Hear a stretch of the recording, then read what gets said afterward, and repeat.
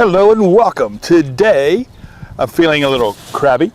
So to lift my spirits, we're going to go to the Salem Maritime National Historic Site.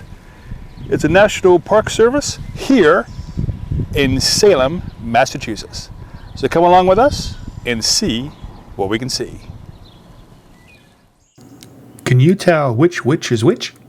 Yeah, I'm going to get in trouble for that one. Well, the one on the left, that is Elizabeth Montgomery from the television show Bewitched. And the one on the right, well, you know. Your destination is on the right. The GPS takes you to your first stop, the 1770 Pedrick Storehouse.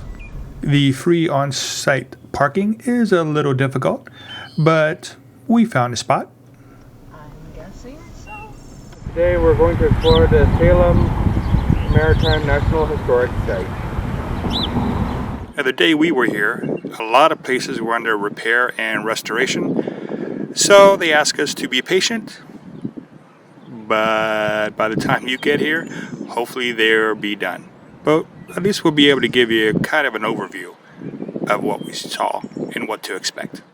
And here's my friend Davis again to give you specifics on the places we visited. The Pedrick Storehouse was built in Marblehead, just across the harbor from Salem, in 1770 by Thomas Pedrick. In 1904, this building was purchased by the Marblehead Transportation Company. After plans for restoration of the building were unsuccessful, the National Park Service accepted the building in 2003 and began several years of conservation on the original 18th century timbers.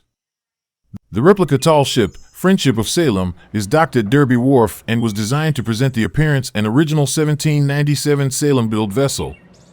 The keel was laid in Scarano Shipyard in Albany, New York in 1996 and uses modern technology and materials to meet today's safety and accessibility requirements. Friendship of Salem represents New England's influential role in the development of global and domestic maritime trade and in the economic and political development of the United States. Since those two things weren't open to the public at the moment, Elias got a little bored, so we decided to walk down the wharf to the Derby Light Station. The Derby Wharf Light Station has aided navigation in Salem Harbor since it was first lit in 1871. Originally, the light was powered by an oil lamp shining through a Fresnel lens. Fresnel lenses are designed to focus and intensify light, and are rated by orders from first-order lenses that are used in the largest seacoast lights and are almost 9 feet tall, to sixth-order lights that are about 17 inches tall. For many years, Derby Wharf Light had one of only 17 sixth-order Fresnel lenses in the United States. Today, the 300 candle power light is solar-driven and flashes red every 6 seconds. One of 4 lighthouses used to navigate Salem Sound, the Derby Wharf Light Station is the wharf's only original surviving structure. The lighthouse is located on the end of Derby Wharf. It is approximately 12 feet square and about 20 feet high from the base to the top of the cupola. And for those of you who are wondering, yes, there are handicapped available bathrooms around the wharf. Now, unfortunately, today the Custom House is closed for renovation. But a good thing is, it's closed because they're renovating. So by the time you get here, it'll be nice, fresh, and new. Sometimes open for tours, but unfortunately not the day that we were there, is the 1780 Hawks House. The building of the structure was commissioned, but never lived in, by Elias Haskett and Elizabeth Derby. Later, Benjamin Hawks, a shipbuilder, purchased and altered the unfinished house in 1800. The Narbonne House was built in 1675 for butcher Thomas Ives. It is a remarkable example of a middle-class family home of the 17th and 18th centuries. The taller section of the building is the original house. It still has its original pointed, or peaked, roof and its original brick chimney. When the house was first built, it only had a single room on the first floor, called the hall, a single room on the second floor, an attic, and a shallow root cellar. Later owners added a kitchen on the back of the house, and a smaller addition on the side that has a parlor on the first floor and a chamber on the second. The house is named after Sarah Narbonne, whose grandfather purchased the house in 1780. Sarah was born in the Narbonne house and lived there for her entire life, which stretched nearly the length of the 19th century. She died in 1895 at the age of 101, and her unmarried daughter Mary continued to live in the house until her death in 1905. In 1963, the National Park Service purchased the historic building from the family of Mary Narbonne's nephew Frank Hale. One of the things that makes this building so special is its history of nearly 300 years of continued occupation, 200 years of which are members of one family. In keeping with modern preservation practices, the Narbonne house has not been restored to one time period. Instead, Salem Maritime is preserving it as an architectural study house to show how the structure changed over the nearly 330 years of its existence.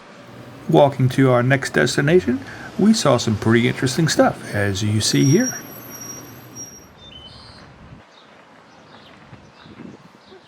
The Salem Armory Regional Visitor Center, at the time we visited, was open Monday, 10 a.m. to 4 p.m., closed Tuesday.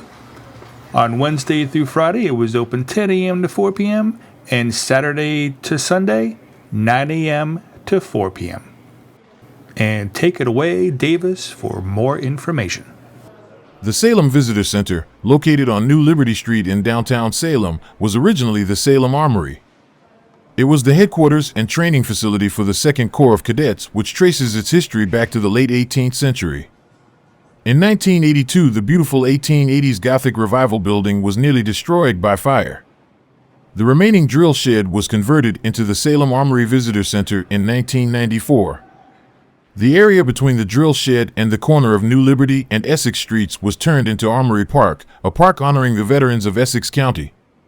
In the Salem Armory Visitor Center, National Park Service staff and volunteers provide information on historic sites and other places of interest throughout the Essex National Heritage Area.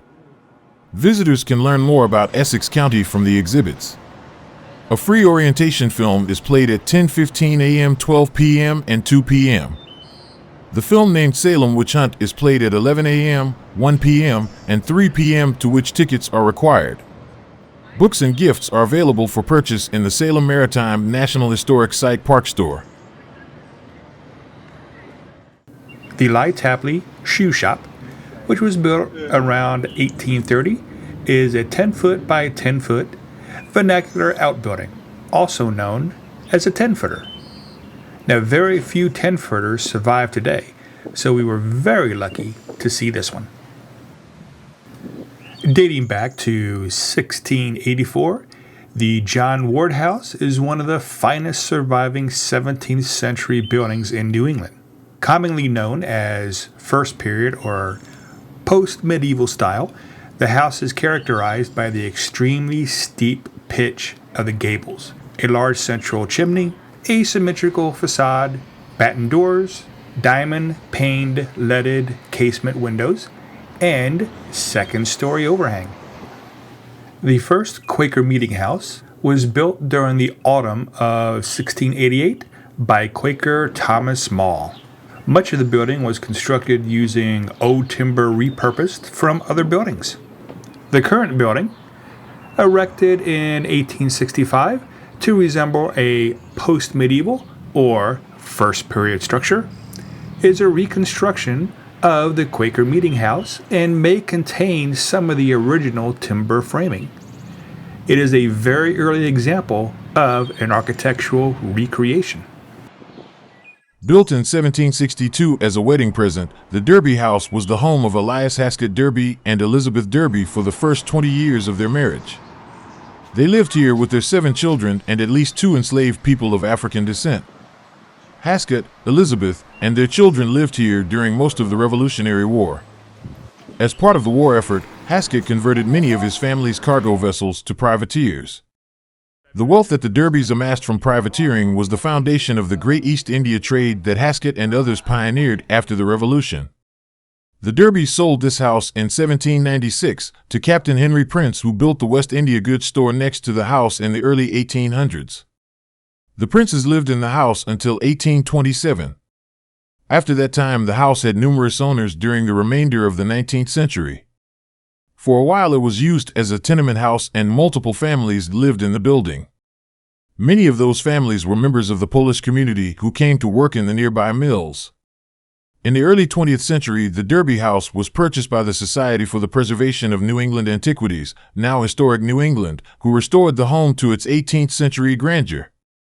In 1937, they transferred the house to the newly formed Salem Maritime National Historic Site, thus giving us an opportunity to tour its splendor today. Well, thank you, Davis, for all your help today. You are very welcome. It was a very long, but very educational and very enjoyable day for all of us. If you're ever in Salem, Massachusetts, don't forget to do, of course, the touristy stuff, but also the Salem Maritime National Historic Site and the Armory, and of course, the other stuff you saw in this video. I think you will be glad you did. We look forward to seeing you back here for other future adventures in Massachusetts and other areas unknown. And as always, have a great day. Yeah, that would be nice.